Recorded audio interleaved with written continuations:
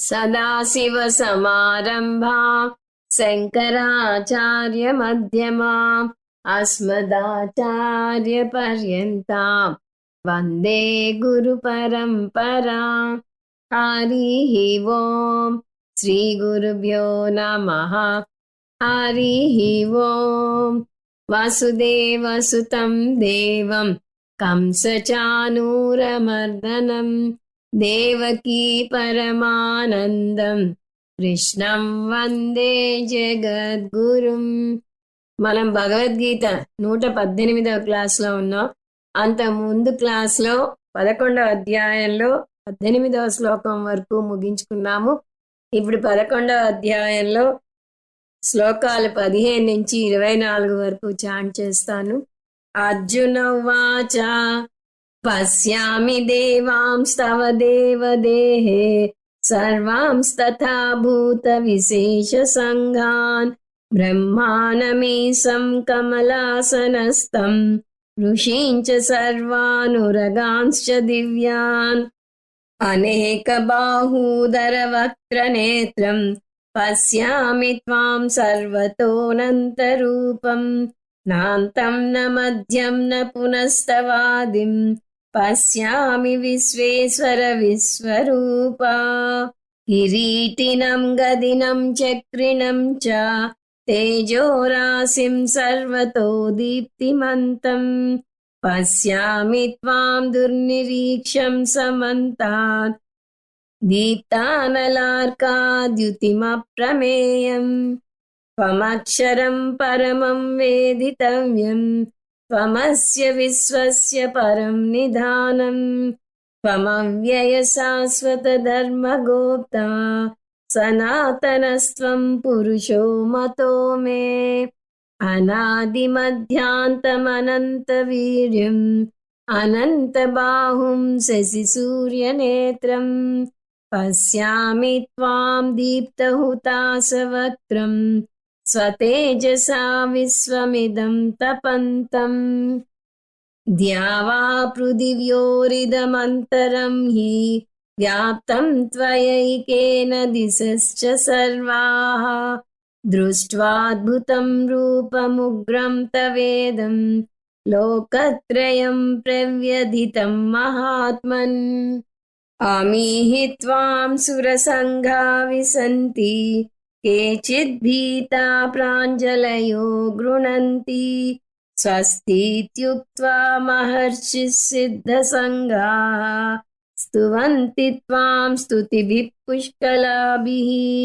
రుద్రాదిత్యా వసవో ఏ చ సాధ్యా విశ్వేస్వినౌ మరుతశ్చోష్మపాశ్చ గంధర్వయక్షాసురసిద్ధసంఘాః వీక్షంతే త్వాం విస్మితాశ్చైవ సర్వే. రూపం మహత్తే బహువక్త్రనేత్రం మహాబాహో బహుబాహురుపాదం బహూదరం బహుదంష్ట్రాకరాళం దృష్ట్వా లోకా ప్రవ్యదితాస్తథాహం నభస్పృశం దీప్తమనేకవర్ణం వ్యాత్తాననం దీప్తవిశాలనేత్రం దృష్ట్వా హి త్వాం ప్రవ్యదితాంతరాత్మా ధృతిం న విందామి శమంచ విష్ణో. 11వ అధ్యాయాన్ని ప్రధానంగా 7 భాగాలుగా విభజించవచ్చు అని చూస్తూ వస్తున్నాం.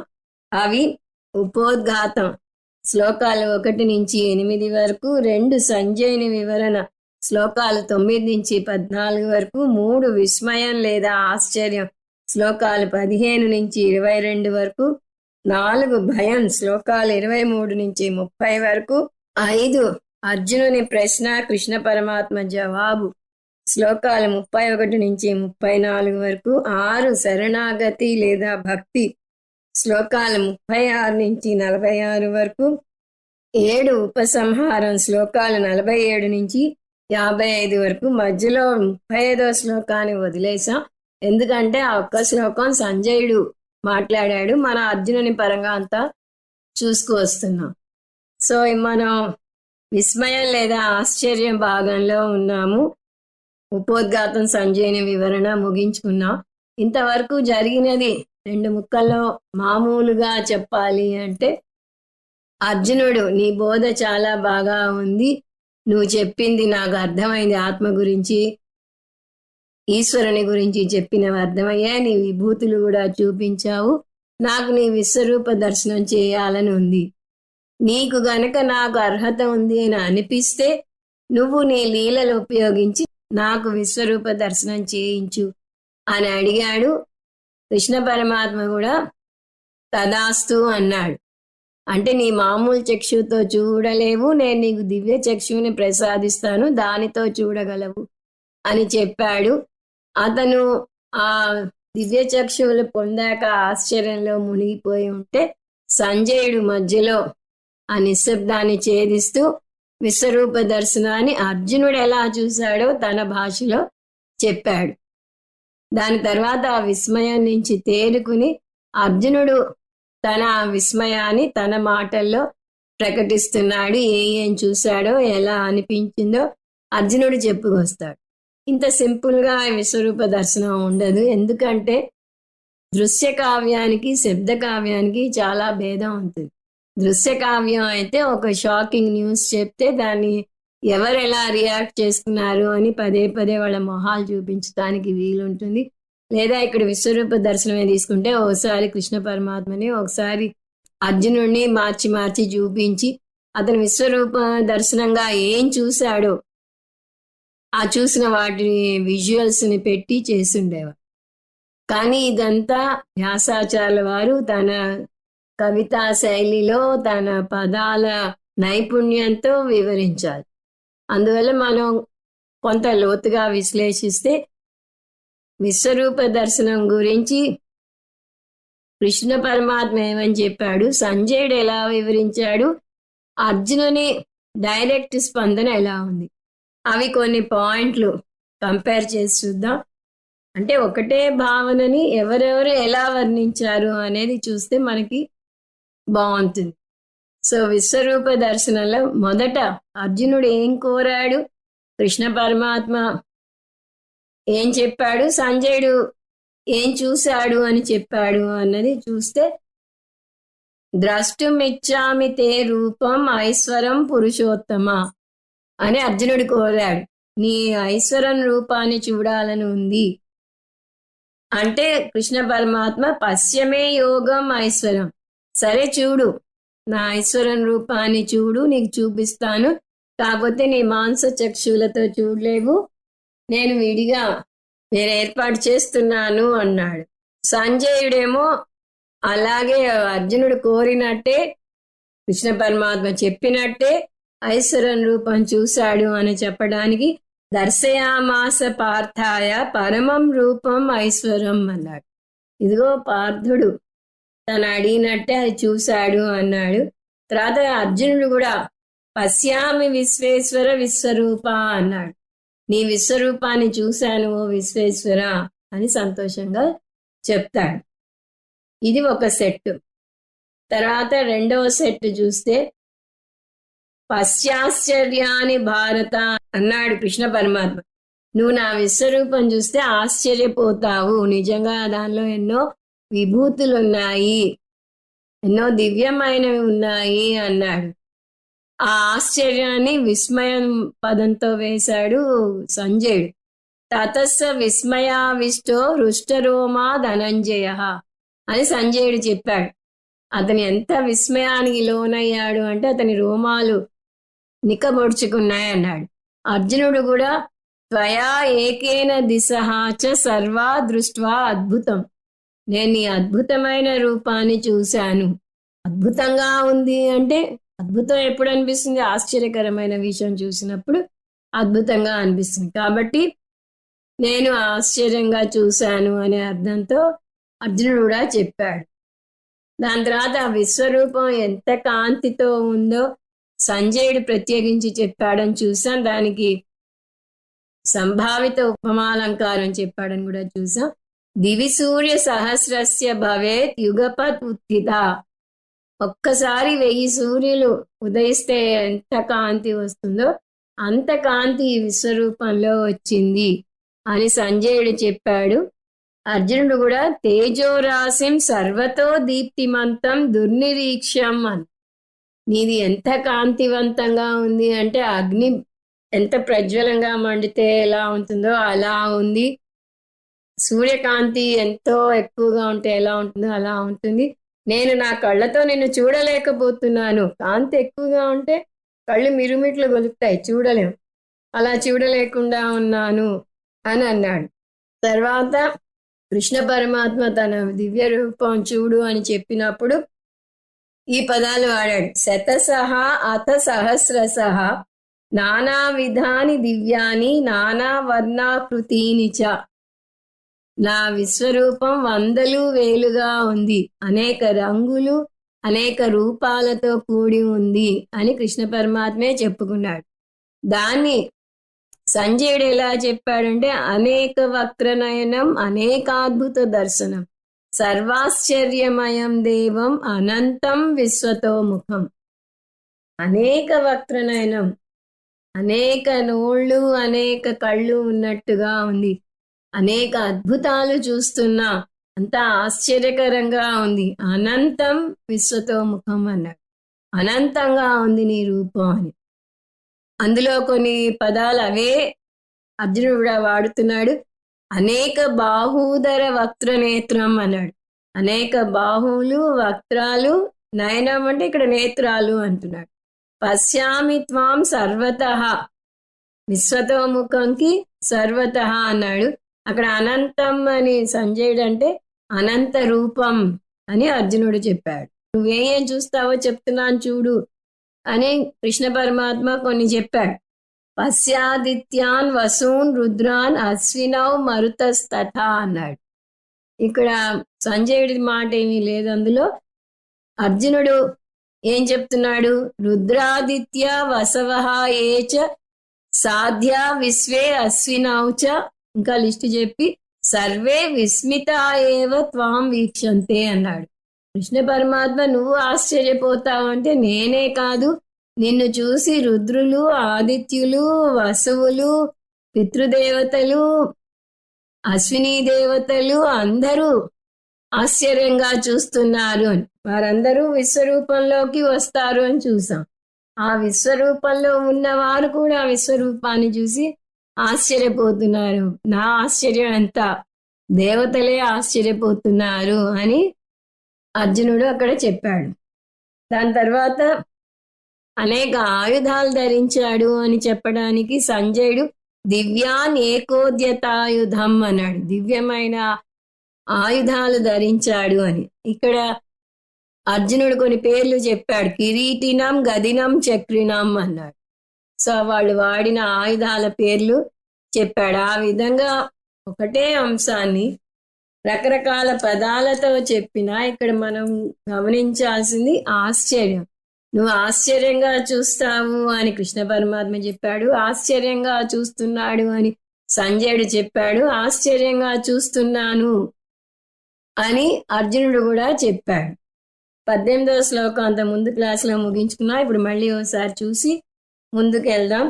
త్వమక్షరం పరమం వేదితవ్యం త్వమస్య విశ్వస్య పరం నిధానం త్వమవ్యయ శాశ్వత ధర్మ గోప్త సనాతనస్త్వం పురుషో మతో మే.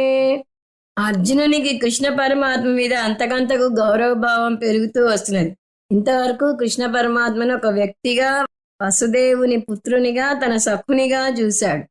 ఇప్పుడు అదే కృష్ణ పరమాత్మను సమష్టి పరంగా నిర్గుణ బ్రహ్మగా చూస్తున్నాడు. అంటే కృష్ణ పరమాత్మను సగుణ బ్రహ్మగా, నిర్గుణ బ్రహ్మగా కూడా చూస్తున్నాడు. త్వం అక్షరం, నువ్వు అక్షరం బ్రహ్మవి అంటున్నాడు. ముండకోపనిషత్తులో ఆ పదం చూసాం. అథ పరాయయా తదక్షరం అధిగమ్యతే అని వస్తుంది. నువ్వు సగుణ బ్రహ్మవి మాత్రమే కాదు, దీనికన్నా అతీతమైన అక్షరం బ్రహ్మవు అంటున్నాడు. పరమం, పరమం అంటే శ్రేష్టం, దేశకాలాతీతం, దేశకాల వస్తు పరిచ్ఛేద రహితం, వేదితవ్యం, నిర్గుణ బ్రహ్మ అయిన నువ్వే పారమార్థిక సత్యం, దాని గురించే అందరూ తెలుసుకోవాలి. స ఆత్మా స విజ్ఞేయ అని మాండూక్యోపనిషత్తులో వస్తుంది. త్వమస్య విశ్వస్య పరం నిధానం. నువ్వే సృష్టికి అధిష్టానం. మన ఈశ్వరుని లక్షణాలు నేర్చుకున్నప్పుడు మిథ్యా జగదధిష్టానం అని నేర్చుకున్నాం. ఆ విషయం ఇక్కడ వస్తుంది. త్వం అవ్యయం, నువ్వు కాలాతీతుడివి, సర్వవ్యాపకుడివి. సర్వవ్యాపకం ఉంటే అప్పుడు దేశకాల వస్తు పరిచ్ఛేదం ఉండదు. నువ్వు పారమార్థిక సత్యానివి, నీకు నాశనం లేదు. శాశ్వత ధర్మగోప్త, నువ్వు శాశ్వతంగా ధర్మాన్ని నిలబెడతావు. నువ్వు శాశ్వత ధర్మాన్ని నిలబెట్టే శాశ్వత స్థితికర్తవు. సనాతన, నువ్వు అనాది, ఇప్పుడు ఉన్నావు. త్వం పురుషో మతోమే, నువ్వు సర్వగత పురుషుడవు, ఇది నాకు అర్థమైంది అన్నాడు. ఇంతవరకు ముందు క్లాసులో చూసాం. ఇప్పుడు ముందుకెళ్దాం. 19.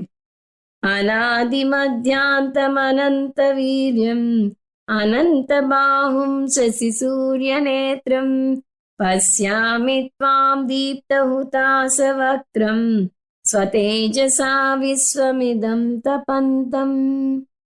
అనాది మధ్యాంతం, ఆది మధ్యమో అంతం లేవు. ఆ అంటే నెగిటివ్, లేవు. అనాది మధ్యాంతం అంటే ఆది మధ్యాంత రహితం. నీకు మొదలు లేదు, మధ్య భాగం లేదు, చివరి భాగం లేదు. ఈ సందర్భంలో ఒక చమత్కార శ్లోకం చూద్దాం సరదాగా. ఒక బీద పండితుడు ఈ పదాన్ని తీసుకుని చమత్కారంగా తన గోడు వెళ్ళబోసుకున్నాడు. సాధారణంగా లక్ష్మీ సరస్వతులు ఒక చోట ఉండవు అంటాం. ఇతను సరస్వతి పుత్రుడు. తన దారిద్ర్యంలో కూడా ఒక కవితను అల్లగలిగాడు అంటే ఎంతగా సరస్వతి కృప ఉందో చూడండి. కానీ లక్ష్మీ కృప లేదు అని వాపోతున్నాడు. ఆది మధ్యాంతరహితం దశహీనం పురాతనం అద్వితీయం అహం వందే మద్వస్త్ర సదృశం హరిం అని వర్ణిస్తున్నాడు. ఆ శ్లోకం అర్థం చూద్దాం. దీని అర్థం ఒక మాటలో చెప్పాలంటే, నా వస్త్రాలను పోలి ఉన్న హరికి నా నమస్కారములు అంట. అంత సర్వాంతర్యామి అయిన హరి తన వస్త్రాలతో పోలి ఉన్నాడు. అదెలా? ఆది మధ్యాంత రహితం. హరికి ఆది మధ్యాంతాలు లేవు. అంటే ఆది మధ్యమ అంతం, మొదలు మధ్య భాగం చివరి భాగం లేవు. నా వస్త్రాలు ఎంత జీర్ణావస్థలో ఉన్నాయంటే వాటికి కూడా ఏది ఆదో ఏది మధ్య భాగమో ఏది అంత భాగమో చెప్పటం కష్టంగానే ఉంది అంటాడు. భగవంతుడైన నీకు కూడా ఆది మధ్యమో అంతం లేదు, నా వస్త్రానికి కూడా లేదు. దశహీనం, దశకు అనేక అర్థాలు ఉన్నాయి. దశ అంటే వస్త్రం యొక్క చివరి దశ అనొచ్చు. మనిషి జీవితంలో వచ్చే అనేక దశలు అనొచ్చు. వృద్ధాప్యం ఒక దశ. జాతక రీత్యా చెప్తే శని దశ, రాహు దశ, కేతు దశ అంటాం. అతని వస్త్రానికి దశ లేదు, భగవంతునికి దశ లేదు. అంటే భగవంతునికి రాహు దశ, కేతు దశలు ఉండవు కదా, అలా దశలు లేవు. పురాతనం, నా వస్త్రం ఎప్పుడో తాతల నాటిది, నువ్వు కూడా ఎప్పటి నుంచో ఉన్నావు. అద్వితీయం, నాకు రెండవ వస్త్రం లేదు. నాకు రెండవ వస్త్రం లేదు, అంతేకాదు నా వస్త్రాన్ని పోలిన వస్త్రం ఇంకొకటి లేదు. అంటే ఇంత శిథిలావస్థలో జీర్ణమై ఉన్న వస్త్రం ఇంకొకటి లేదు. ఓ భగవంతుడా, నువ్వు కూడా రెండవది లేనివాడు, నువ్వు అద్వితీయం. అద్వైతం బ్రహ్మ అంటాం కదా, నువ్వు కూడా అద్వితీయం. మద్వస్త్ర సదృశం హరిం. సో ఆ విధంగా నా వస్త్రంతో పోలిక ఉన్న ఓ హరి, అహం వందే, నేను నీకు నమస్కారం చేస్తున్నాను అంటాడు. ఇది ఊరికే ఒక కవి చమత్కారం ఎలా ఉంటుందో చూడటానికి చూసాం. ఇక్కడ మనం గుర్తుంచుకోవాల్సిన అంశం, భగవంతుడు ఆది మధ్యాంత రహితుడు అని. అనంత వీర్యం, నువ్వు అనంత శక్తివంతుడివి. నీ అనంత శక్తి వల్ల ఈ మొత్తం జగత్తుని, ఈ మొత్తం విశ్వాన్ని సృష్టించగలిగావు. అనంత బాహుం, అనంత భావ యస్య సహ అనంత బాహు. తమ్ అనంత బాహుం అంటే దాని అర్థం ముందే చూసా. అనంత బాహువులు అంటే అనేక బాహువులు ఉన్న భగవంతుడు కాదు, అందరి బాహువులు, అందరి చేతులు భగవంతునివే అని అర్థం.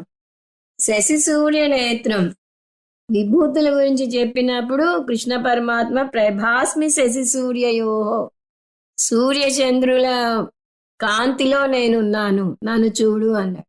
ఇక్కడ ఏమంటున్నాడు? నీలో సూర్యచంద్రులు ఉన్నారు, అని చెప్తున్నాడు. నీ కళ్ళు సూర్యచంద్రులు. భగవంతుని కళ్ళు సూర్యచంద్రులు అంటే పగలు సూర్యుడు ప్రకాశిస్తాడు, రాత్రి చంద్రుడు ప్రకాశిస్తాడు.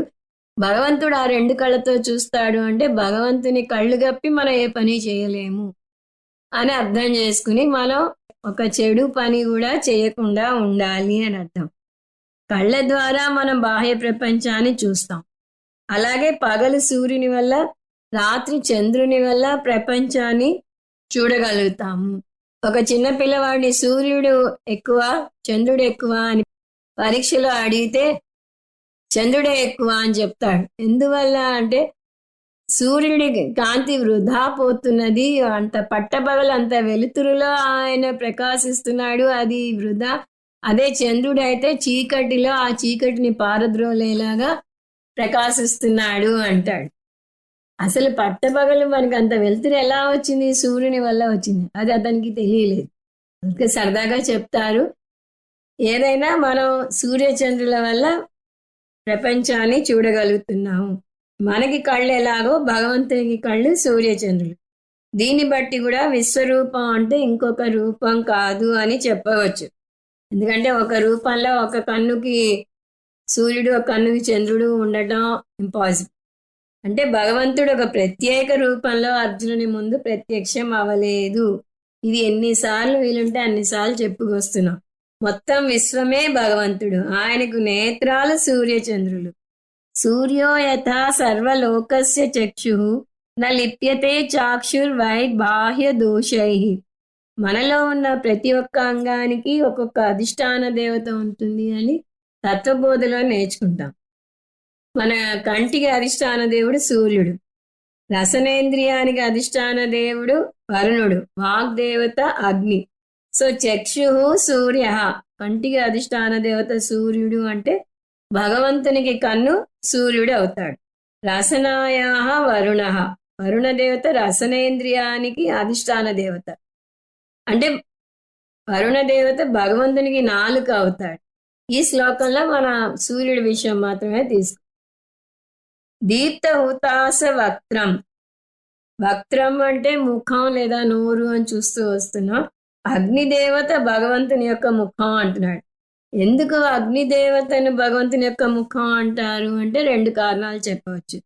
ఒకటి, ఇందాక చూసినట్టుగా ఒక్కొక్క అంగానికి అధిష్టాన దేవత ఒక్కొక్క దేవత ఉన్నట్టుగా మన వాక్కుకి దేవత అగ్ని, వాచో దేవత వహ్ని అని వస్తుంది.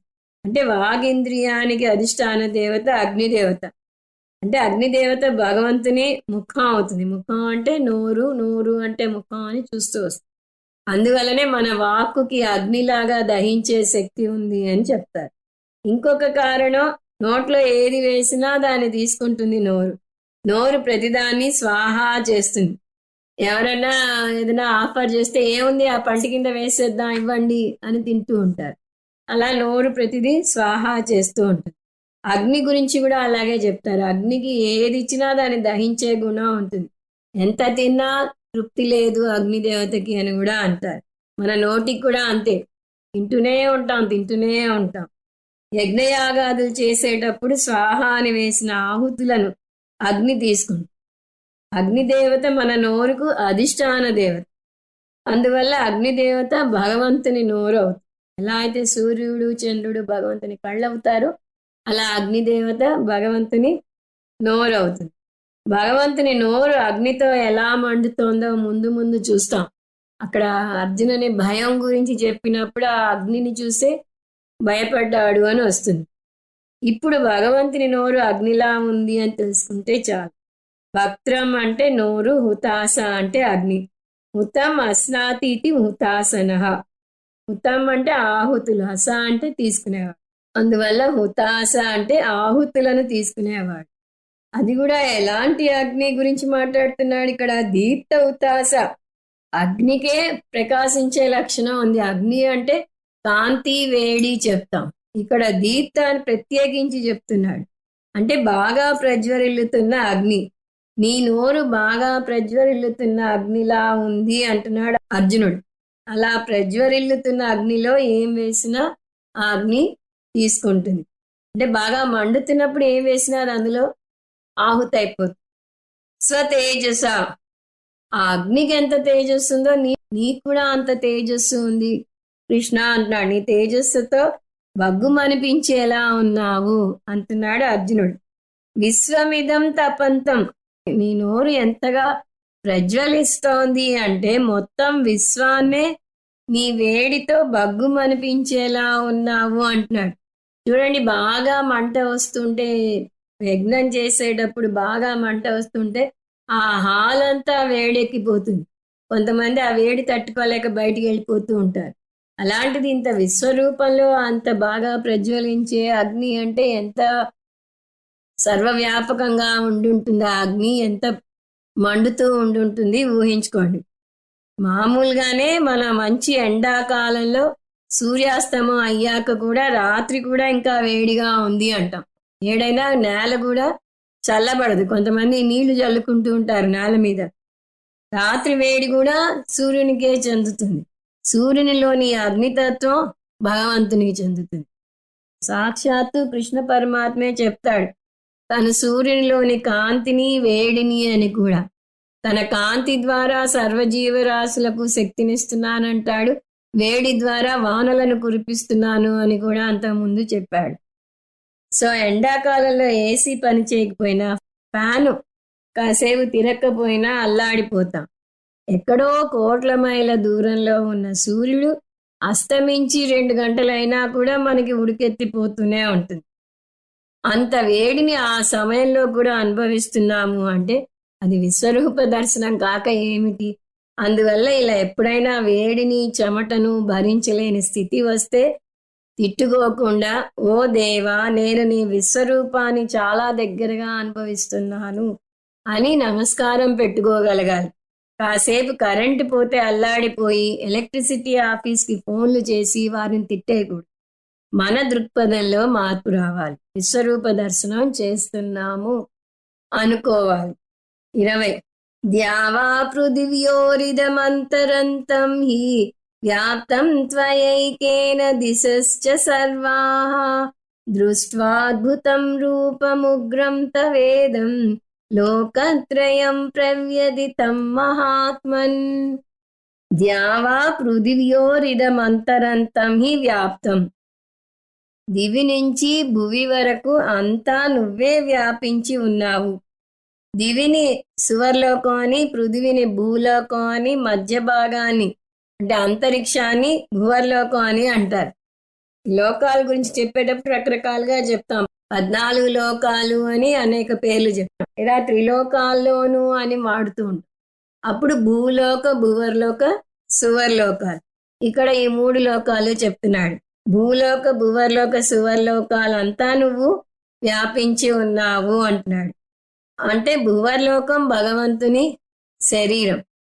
భూపాదౌ యస్య నాభిర్వియదసుర నిలశ్చంద్ర సూర్యౌ చ నేత్రే కర్ణావాసా శిరో ద్యౌర్ముఖమపి దహనో యస్య వాస్తేయమబ్ధిః. మొత్తం అంతరిక్షం విష్ణుమూర్తి నాభి. నాభి అంటే మధ్య భాగం. భూలోకం ఆయన పాదాలు, సువర్లోకం ఆయన శిరస్సు. అంటే మధ్య భాగం ఏమైంది? మధ్యలో ఉన్న లోకం భువర్లోకం. అందువల్లనే పరమేశ్వరుని నీలకంఠుడు అంటారు.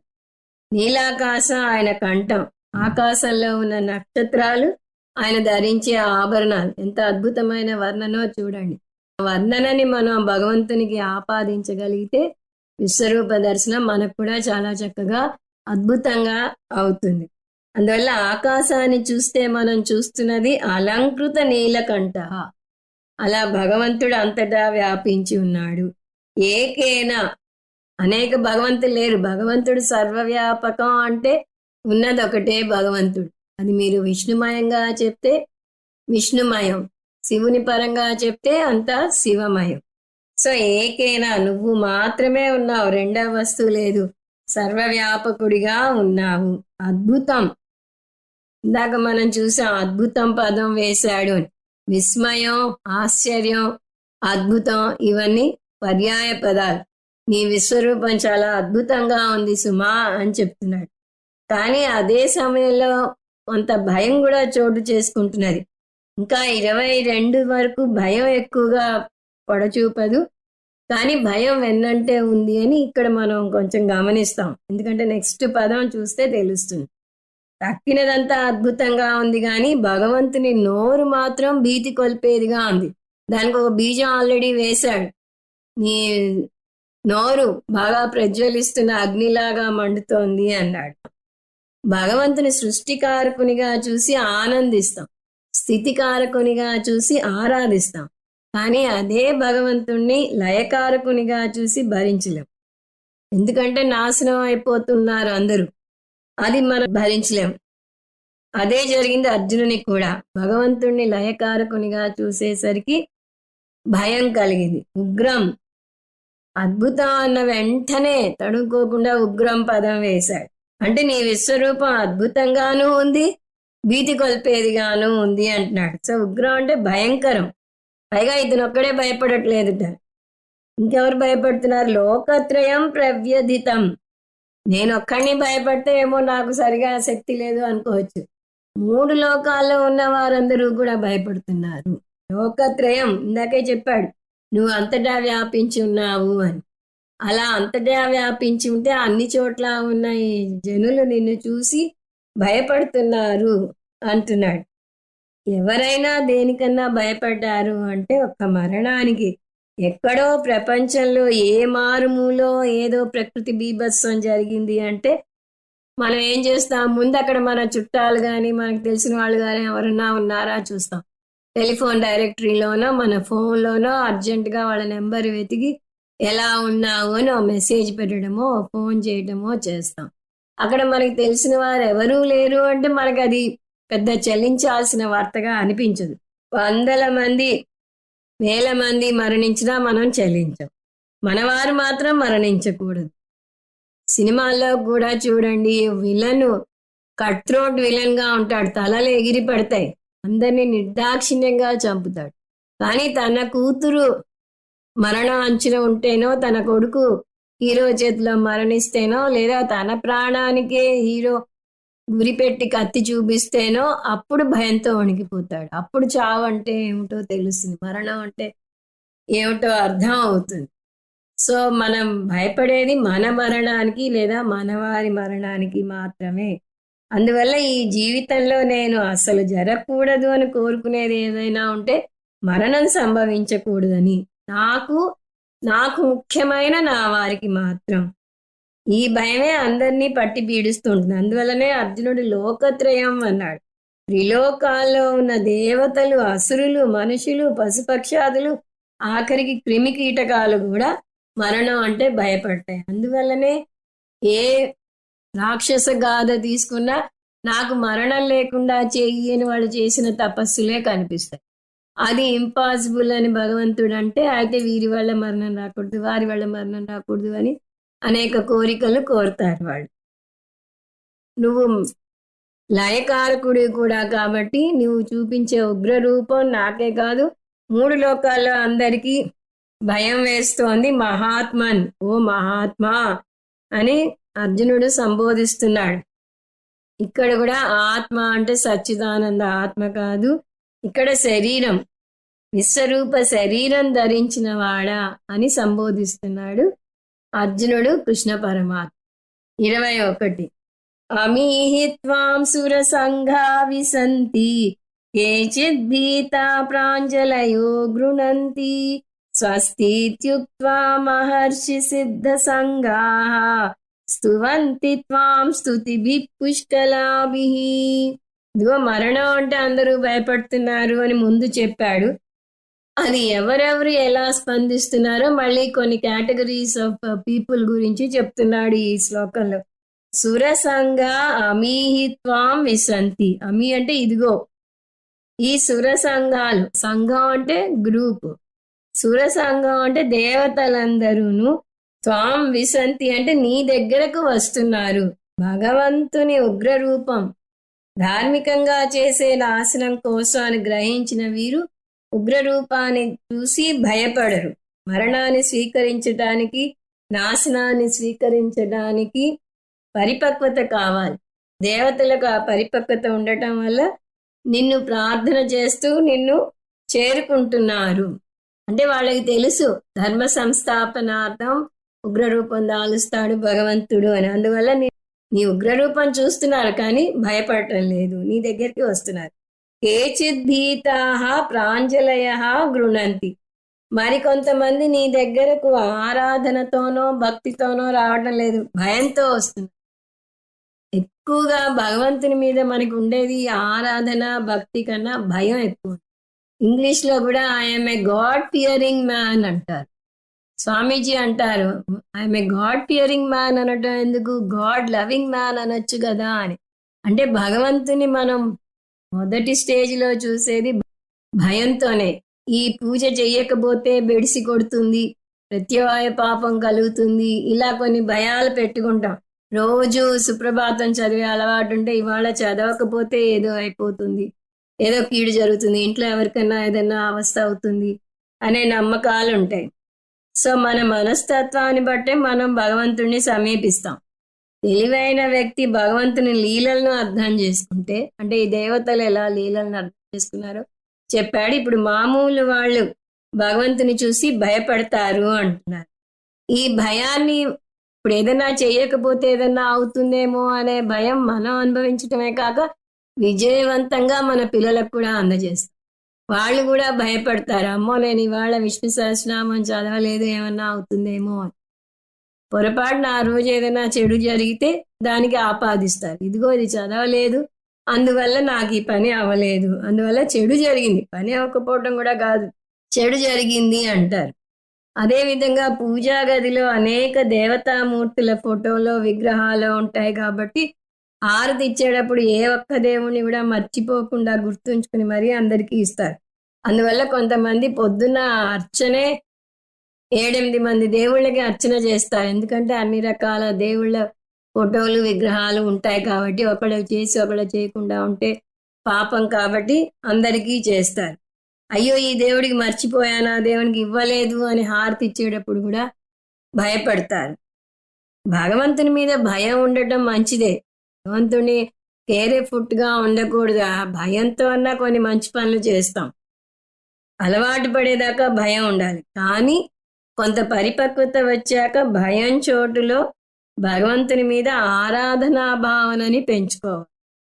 ఇంట్లో కూడా అంతే చూడండి, తల్లి వాళ్ళకి అర్థమయ్యే వయసు వచ్చే వరకు భయంతో వాళ్ళని అదుపులో పెడుతుంది, భయపెట్టి అదుపులో పెడుతుంది. అదే వాళ్ళకి అర్థం చేసుకునే వయసు వచ్చాక రీజనింగ్ చేస్తుంది వాళ్ళతో. అంటే నచ్చజెప్పి ఇది మంచి ఇది చెడు, ఈ విధంగా చేస్తే ఈ ఫలితం ఉంటుంది అని విడమర్చి చెప్తుంది. అలా ఒకసారి చెప్తే ఇంకా ప్రతిసారి వారిని భయపెట్టను. అదేవిధంగా మనం భగవంతుని మీద భయంతో మన భక్తిని మొదలెట్టినా కూడా భగవంతుడు సర్వశక్తిమంతుడు, సర్వజ్ఞుడు, మనకేమీ హాని చేయడు, మనకు వచ్చే ఫలం మనం చేసుకున్న కర్మ ఫలమే అని ఇలా కొన్ని విషయాలు అర్థమయ్యాక భగవంతుని మీద భయం పోతుంది, భక్తి ఏర్పడుతుంది. సో ఈ శ్లోకం మొదటి పాదంలో పరిపక్వత వచ్చిన వారి గురించి వస్తే, రెండవ పాదంలో పరిపక్వత లేని వారి గురించి వస్తుంది. అందువల్ల ఇక్కడ ఏమంటున్నాడు, భయపడేవారు నీకు అంజలి ఘటించి నిన్ను సమీపిస్తున్నారు, అంటే నమస్కారం చేస్తూ నీ దగ్గరికి వస్తున్నారు. ప్రాంజలయ అంటే 2 చేతులు జోడించి నమస్కారం పెట్టడం. అందుకనే మనకి భయ నివారక శ్లోకాలు కూడా ఉన్నాయి.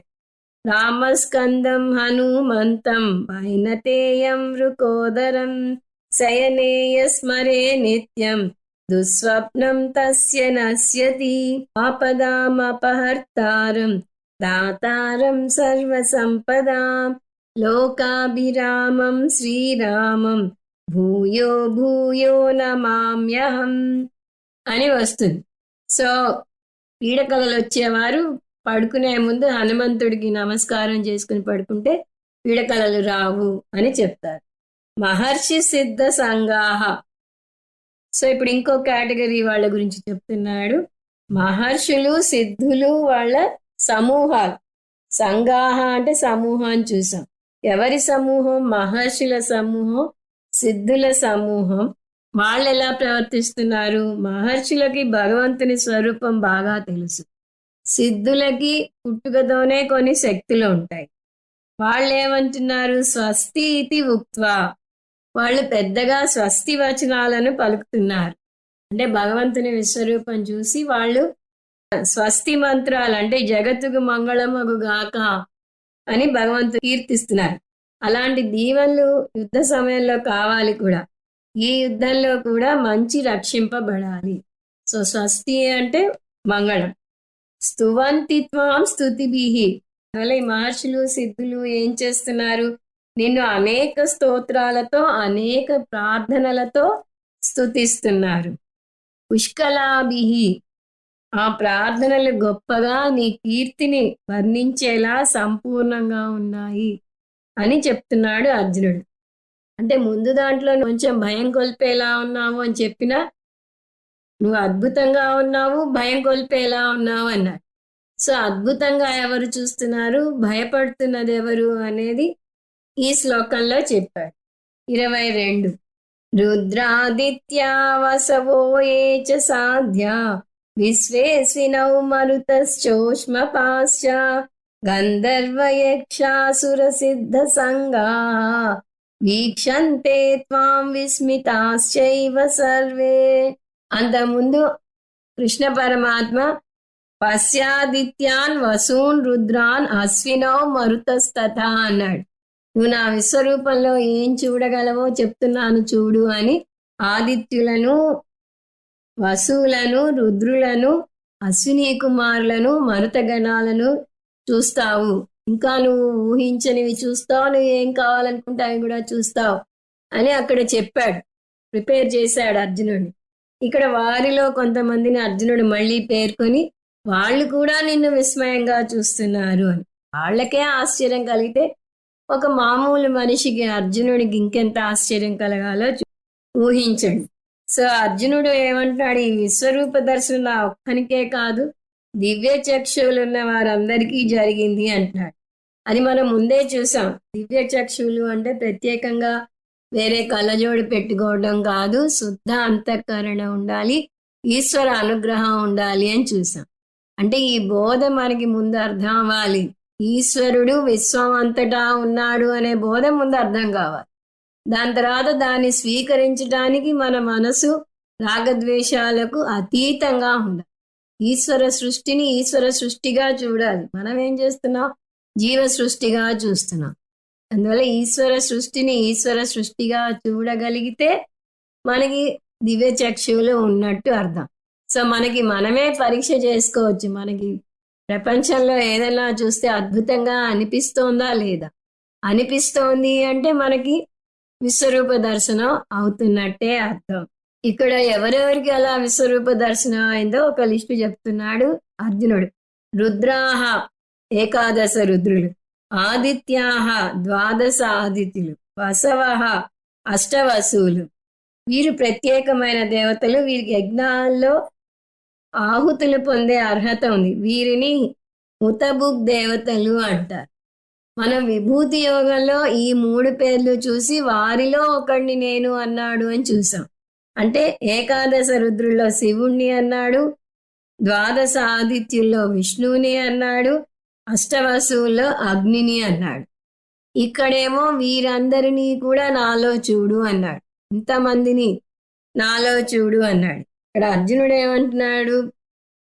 ఈ ఏకాదశ రుద్రులు, ద్వాదశ ఆదిత్యులు, అష్టవసువులు వీరంతా కూడా నిన్ను నీ విశ్వరూపాన్ని చూస్తున్నారు. వీరే కాదు, ఇంకా కొన్ని పేర్లు ఎవరో చూద్దాం. సాధ్యాహ అంటే వీరి ఇంకొక రకం దేవతలు. విశ్వే, వీరిని విశ్వే దేవతలు అంటారు. వీరి సంఖ్య కూడా చాలా ఎక్కువ ఉంటుంది. అశ్వినవ్ 2 దేవతలు, అశ్విని కుమారులు అంటారు. మరుతః మరుద్గణాలు, వీరు 49 మంది ఉన్నారు అని అంత ముందు కూడా చూసాం. ఊష్మపాశ్చ అంటే పితృదేవతలు కూడా. అంతేకాదు గంధర్వ యక్షాసుర సిద్ధ సంగాహ, గంధర్వులు, యక్షులు, అసురులు, సిద్ధుల గుంపులు కూడా. వీళ్ళు ఒక్కొక్కళ్ళు కాదు, గుంపులు గుంపులుగా గంధర్వులు, యక్షులు, అసురులు, సిద్ధులు గుంపులు అంతా సర్వే వీక్షంతే, వీరంతా నీ విశ్వరూపాన్ని చూస్తున్నారు. నేను ఒక్కడనే చూడటం లేదు, వీరు కూడా నీ విశ్వరూపాన్ని చూస్తున్నారు. అది కూడా ఎలా చూస్తున్నారు? కేవలం చూడటమే కాదు, నాలాగే వారు కూడా విస్మయంలో మునిగిపోయారు. ఇక్కడ మనం ఒక విషయం గమనించాలి. కృష్ణ పరమాత్మ వీరిని చూడు అన్నాడని చూసాం. పశ్యాదిత్యాన్ వసూన్ రుద్రాన్ అశ్వినో మర్తస్తత, నాలో ద్వాదశాదిత్యులను, అష్టవసులను, ఏకాదశ రుద్రులను, అశ్విని కుమారులను, మరుద్గణాలను చూడు అన్నాడు. వీరినే కాక ఇంకా కొంతమందిని చూశాడు అర్జునుడు. వారు కూడా తనలాగే ఆశ్చర్యంగా చూడటం చూశాడు అన్నాడు. అంటే ఇక్కడ మనం గమనించాల్సింది ఏమిటి? అర్జునునికి ఎగ్జాల్టెడ్ విజన్, ఎక్స్టెండెడ్ విజన్ వచ్చింది అని చూస్తూ వస్తున్నాం. ఎగ్జాల్టెడ్ విజన్ అంటే విశ్వరూపాన్ని చూస్తున్నాడు. ఎక్స్టెండెడ్ విజన్ అంటే తన ఎదుర్కొండా ఉన్న వాళ్లే కాక భూలోక, భువర్లోక, సువర్లోకాలను కూడా చూస్తున్నాడు. అందువల్లనే ఈ వేరే లోకాల్లో ఉన్న వారందరూ కూడా విశ్వరూపం చూసి ఎలా ఆశ్చర్యానికి లోనయ్యాడో చెప్తున్నాడు. సో వీరందరినీ నీ విశ్వరూపంలో చూస్తున్నాను అనేది ఒక అంశం. వారు కూడా నేను చూస్తున్నంత ఆశ్చర్యంగా నిన్ను చూస్తున్నారు అనేది ఇంకొక అంశం. ఇక్కడి వరకు అర్జునుని విస్మయం చూశాము. అర్జునుని స్పందన 3 దశలుగా సాగుతుందని, మొదటి దశ విస్మయం, రెండవ దశ భయం, మూడవ దశ భక్తి అని అంత ముందు క్లాస్లో చూసాం. ఇంతవరకు మనం అంటే శ్లోకాలు 15 నుంచి 22 వరకు అర్జునుని విస్మయం లేదా ఆశ్చర్యం చూసాము. ఇప్పుడు రెండవ దశలోకి అడుగు పెట్టబోతున్నాం, భయం. శ్లోకాలు 23 నుంచి 30 వరకు. ఈ శ్లోకాల ఉపోద్ఘాతం కొంత చూద్దాం. విశ్వరూప దర్శనాన్ని అర్జునుడు విస్మయంతో వీక్షిస్తుండగానే అతను భగవంతుని నోరు చూడటం తటస్థించింది. భగవంతుని నోరును బాగా ప్రజ్వలిస్తున్న అగ్నితో పోల్చడం జరిగింది. నోరును అక్షరాల నోరుగా తీసుకోకూడదని, కాలతత్వాన్ని సూచిస్తుందని చూసాం. కాలతత్వంలో సృష్టి, స్థితి, లయ కారణాలు వస్తాయి. ఇక్కడ మనం లయ కారణం చూస్తున్నాం. ఎందుకంటే లయ జరిగే చోటిది, యుద్ధభూమి, అందరూ మరణించబోతున్నారు. మనకి సృష్టికర్త బ్రహ్మ, స్థితికర్త విష్ణు, లయకర్త శివుడు అని పేర్లు పెట్టుకున్నాం. శివుడిని కాలం అని కూడా పిలుస్తాం. అందువల్లే కాలాయ, కాలాగ్ని రుద్రాయ అని వస్తుంది. కాలాగ్ని రుద్రాయ అంటే లయకారకుడు శివుడు అని చూస్తాం. ఇక్కడ అర్జునుడు భగవంతుని నోరు కేసి చూస్తే అది కాలాగ్నిలా ఉంది, అంటే లయకర్తగా ఉన్నాడు. భగవంతుడిని సృష్టికర్తగా చూస్తే ప్రేమిస్తాం. ఎందుకంటే ఓ చిన్న పాప పుడితే భగవంతుని సృష్టి ఎంత అద్భుతంగా ఉంది అంటే. స్థితికర్తగా ఆరాధిస్తాం. మనం ఇంత హ్యాపీగా జీవితం గడుపుతున్నాము అంటే అది భగవంతుని కృపే. అందువల్ల స్థితికర్తగా ఆయన ఆరాధిస్తాం. కానీ లయకర్తగా చూడాల్సి వచ్చేసరికి భయపడతాం. అర్జునుడు కూడా అంతే చేశాడు. ముందు సృష్టికర్తగా చూసి విస్మయం చెందాడు, కానీ లయకర్తగా గమనించేసరికి భయం వేస్తుంది. విశ్వరూపంలో ద్వంద్వ వస్తువులు ఉంటాయి. విశ్వరూప దర్శనం చేయాలి అంటే ఒక భాగాన్ని స్వీకరించి ఇంకొక భాగాన్ని తృణీకరిస్తే అది దృష్టి దోషం అవుతుంది. విశ్వరూపం ద్వంద్వాలతో కూడినది. అవి వ్యతిరేక అంశాలు కాదు, విడదీయరాని జంటలు అని గుర్తించాలి. అప్పుడు భయం వేదు. వాటిని భిన్న అంశాలుగా చూస్తేనే భయం, ఈడు జోడుగా చూస్తే నిశ్చింత. ఈ విడదీయలేని మొట్టమొదటి అత్యంత ముఖ్యమైన జంట ఏమిటి? ప్రతిదానికి మరణం తప్పదు, పుట్టుట గిట్టుట కొరకే అంట. ఈ సృష్టి స్థితి లయలను పూజ్య స్వామీజీ అద్భుతంగా బార్న్ ఈజ్ గాన్ అంటారు. బార్న్ సృష్టి, ఈజ్ స్థితి, గాన్ లయలను సూచిస్తాయి. అంటే వరుసగా బ్రహ్మ, విష్ణు, మహేశ్వరులను సూచిస్తాయి. మన శరీరంలో అనేక కణాలు పుడుతూ ఉంటాయి, మాయమవుతూ ఉంటాయి. అవి పోయాక మళ్ళీ కొత్తవి పుడుతూ ఉంటాయి. పుట్టుకని మనం ఆస్వాదించినప్పుడు మరణాన్ని కూడా ఆస్వాదించాలి. కానీ మనం మరణాన్ని సాధారణంగా ఆహ్వానించలేము. పుట్టినందుకు సంతోషిస్తాం, జీవించాలి, శాశ్వతంగా జీవించాలి అని కోరుకుంటాం. మనం శాశ్వతంగా ఉండాలంటే చాలదు, మనవారు కూడా శాశ్వతంగా ఉండాలి. వేరే ఎవరైనా మరణిస్తే మనకేం అభ్యంతరం లేదు. చాలా గొప్పగా జాతస్య హి ధ్రువో మృత్యు ధ్రువం జన్మ మృతస్య చ అంటాం.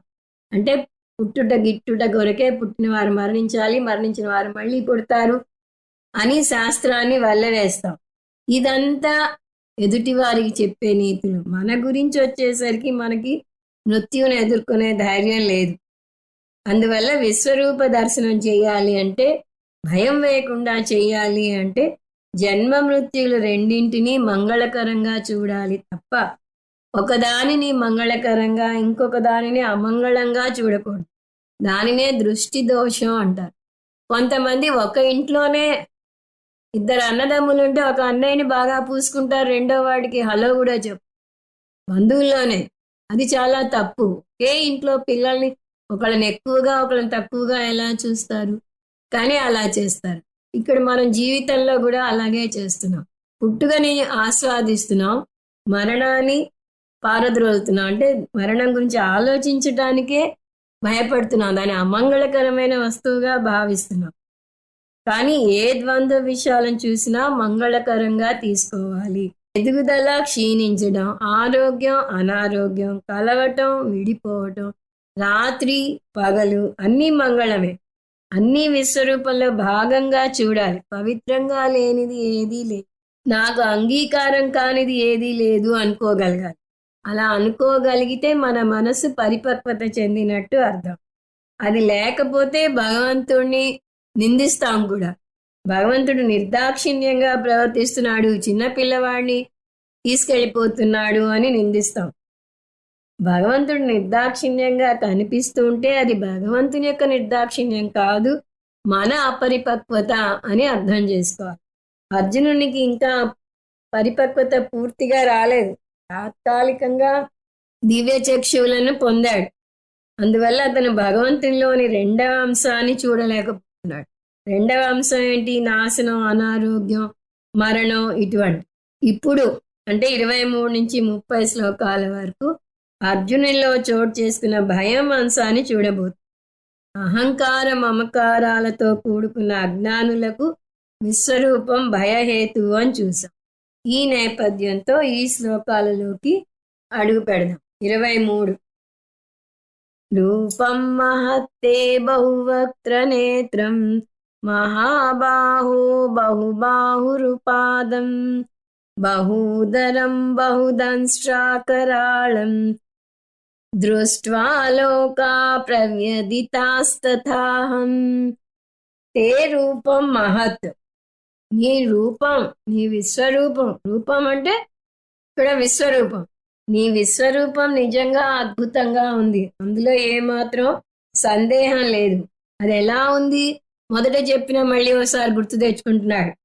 బహువక్త్ర నేత్రం, అంత ముందు కూడా అనేక బాహూదర వక్త్ర నేత్రం అన్నాడు. ఇప్పుడు మళ్ళీ అదే చెప్తున్నాడు. బహువక్త్ర నేత్రం బహుబాహురుపాదం అంటే నీ విశ్వరూపానికి అనేక ముఖాలు, అనేక నేత్రాలు ఉన్నాయి. వక్త్రం అంటే నోరు లేదా ముఖాన్ని చూస్తున్నాము, నేత్రం అంటే కన్ను, బహుబాహురుపాదం అలాగే లెక్కలేని అన్ని బాహువులు, తొడలు, పాదాలు ఉన్నాయి. మహాబాహో, అనేక చేతులున్నవో భగవంతుడా. బహూదరం, నీకు అనేక ఉదరాలున్నాయి. అన్ని బాగున్నాయి, ఇంతవరకు ఏమీ లోపం లేదు, చాలా అద్భుతంగా ఉంది. కానీ ఒక్క భాగమే నేను చూడలేకపోతున్నాను. ఏమిటది? బహుదంష్ట్రాకరాళం, అనేక కోరలతో ఉండి నువ్వు భయపెడుతున్నావు. ఓ సినిమాకి వెళ్ళామనుకోండి, అందులో అంతవరకు హాస్య సన్నివేశం వస్తుంది, పాటలు వస్తాయి, డైలాగులు వస్తాయి, అన్ని హుషారుగా చూస్తారు. మధ్యలో ఒక రక్తపాతం వస్తుంది, అది చూడలేరు కొంతమంది. కళ్ళు మూసేసుకుని పక్క వాళ్ళని అయిందా ఆ సీను, ఆ భయంకరం అయిందా అని అడుగుతారు. అయ్యేదాకా చూడటానికి ఇష్టపడరు.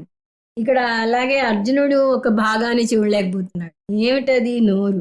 అందువల్ల దాన్ని బహుద్రంష్టాకరాళం అని అంటున్నాడు. అనేక కోరలతో ఉండి భయపెడుతున్నావు నన్ను అన్నాడు. పులి నోరు తెరిచి గాండ్రించిందంటే హడలిపోతాం, దాని కోరలు చూసి భయపడతాం. ద్రంష్ట్రా అంటే కోరలు, కానీ పులి నోటిలో పైన 2 కింద 2 కోరలు మాత్రమే ఉంటాయేమో, కానీ విశ్వరూప ఈశ్వరునికి అనేక నోరులు, వాటిలో అనేక కోరలు ఉన్నాయి. మామూలుగా రాక్షసులు బయటకు పొడుచుకు వచ్చిన కోరలతో భయంకరంగా ఉంటాయి. భగవంతుడు దానికి భిన్నంగా శాంతి స్వరూపునిగా సౌమ్యంగా ఉంటారు. నీ సుందర వదనార విందాన్ని చూసి నా జన్మ ధన్యమైపోయింది అని కథల్లో చెప్తారు. కానీ ఇక్కడ విశ్వరూపంలో ఏం చూస్తున్నాడు అర్జునుడు? అనేక నోర్లతో అనేక కోరలతో చూస్తున్నాడు. అలాంటి నిన్ను చూస్తే భయం వేస్తోంది అంటున్నాడు. పైగా ఆ కోరలతో ఏం చేస్తాడు? ఆ సీన్ ఇంకెంత భయంకరంగా ఉంటుందో ముందు ముందు వర్ణిస్తాడు కూడా. దృష్ట్వా లోక ప్రవ్యధితాస్తథాహం, అంటే ఇలా భయంకరమైన కోరలతో ఉన్న నిన్ను చూసి లోకాలన్నీ భయపడుతున్నాయి అంటున్నాడు అర్జునుడు. ఇందాక ఏమన్నాడు? త్రిలోకాలలో ఉన్న అందరూ నిన్ను విస్మయంగా చూస్తున్నారు అన్నాడు. ఇప్పుడు నేనే కాదు అందరూ నిన్ను చూసి భయపడుతున్నారు అంటున్నాడు. ప్రవ్యధితాహ, భయకంపితులవుతున్నారు. లోకాలన్నీ భయపడుతున్నాయి అంటే లోకంలో ఉన్న దేవతలు, రాక్షసులు, యక్షులు, కిన్నరులు, కింపురుషులు అందరూ కూడా భయపడుతున్నారు అన్నాడు. అంతమంది భయపడుతుంటే అర్జునుని విషయం ఏంటి? అతను ధైర్యంగా చూస్తున్నాడా? అతను భయపడటం లేదా? అతను చెప్పుకోవడానికి సిగ్గుపడుతున్నాడు, కానీ అతను కూడా చాలా భయపడుతున్నాడు. అర్జునుడు ధైర్య సాహసాలకు పెట్టింది పేరు. మనకేదైనా భయం వేస్తే అర్జున, ఫల్గుణ, పార్థ, కిరీటి, ధనంజయ అని మనం అతని పేర్లు చెప్పుకుంటాం. అలాంటిది అంత ధైర్యశాలే ఇక్కడ భయపడుతున్నాడు, కానీ చెప్పడానికి సిగ్గుగా ఉంది. అందువల్ల ముందేమన్నాడు? లోకాలన్నీ భయపడుతున్నాయి అని గట్టిగా చెప్పి తథా అహం, అదే విధంగా నేను కూడా భయపడుతున్నాను సుమా అని లోగొంతుకలో చెప్పాడు అని అర్థం చేసుకోవాలి. సాధారణంగా మనం చూడండి, ఏదైనా పెళ్లికి వెళ్తే వాళ్ళు వడ్డించిన దానిలో ఏ పిండి వంటో తినాలనిపిస్తుంది. ఉదాహరణకి పాయసం మళ్ళీ తినాలనిపిస్తుంది. ఓ పట్టాన మీ చుట్టుపక్కల ఎవరు రారు, మీరే ఎవరినో వాళ్ళని పిలిచి ఇదిగో నా పక్కన ఇతనికి పాయసం కావాలంటే ఇతనికి వెయ్యండి అని అడుగుతారు. ఆ వచ్చిన వాళ్ళు అతని మాత్రమే వేసి వెళ్ళిపోబోతుంటే నాకు కూడా వేయండి అదే చేత్తో అని అప్పుడు నోరు తెరిచి అడుగుతారు. అదే విధంగా ముందే అన్నాడు మొత్తం లోకాలన్నీ భయపడుతున్నాయి అన్నాడు. ఇప్పుడు నేను కూడా భయపడుతున్నాను. తథాహం, వాళ్ళు ఎలా భయపడుతున్నారో నేను కూడా అలాగే భయపడుతున్నాను అన్నాడు. అంతకుముందు ఎవరెవరు ఆశ్చర్యంతో చూశారో ఒక లిస్టే చెప్పాడు. ఎవరు వాళ్ళు? ఆ రుద్రులు, ఆదిత్యులు, వసువులు, సాధ్య దేవతలు, విశ్వే దేవతలు, అశ్విని దేవతలు, మరుద్గణాలు, గంధర్వులు, యక్షులు, అసురులు, సిద్ధులు, వీళ్ళంతా నీ విశ్వరూపాన్ని చూస్తున్నారు, విస్మయంగా చూస్తున్నారు అని. ఇప్పుడేమంటున్నాడు? అన్ని లోకాలు నిన్ను చూసి భయపడుతున్నాయి అంటే ఆ లిస్ట్ మళ్ళీ ఇక్కడ తెచ్చుకోవచ్చు. ముందు వాళ్ళు కూడా అర్జునులాగా విస్మయంగా చూశారు, కానీ ఆ లయ కారణం వచ్చేసరికి భయపడుతున్నారు. నేను కూడా వారిలాగా వణికిపోతున్నాను అని లోగొంతుకతో చెప్తున్నాడు. విశ్వం మొత్తం భయపడుతోంది అంటే ఆ భయం ఎలా ఉందో, ఎందుకు భయపడుతుందో రాబోయే శ్లోకాల్లో వర్ణిస్తాడు. మనం కూడా అప్పుడు చూద్దాము. ఓం తత్సత్. సర్వం శ్రీకృష్ణార్పణమస్తు.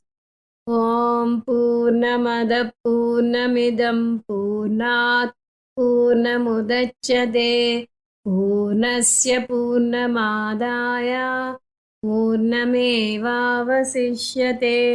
ఓం శాంతి శాంతి శాంతి. హరి ఓం. శ్రీ గురుభ్యో నమః. హరి ఓం.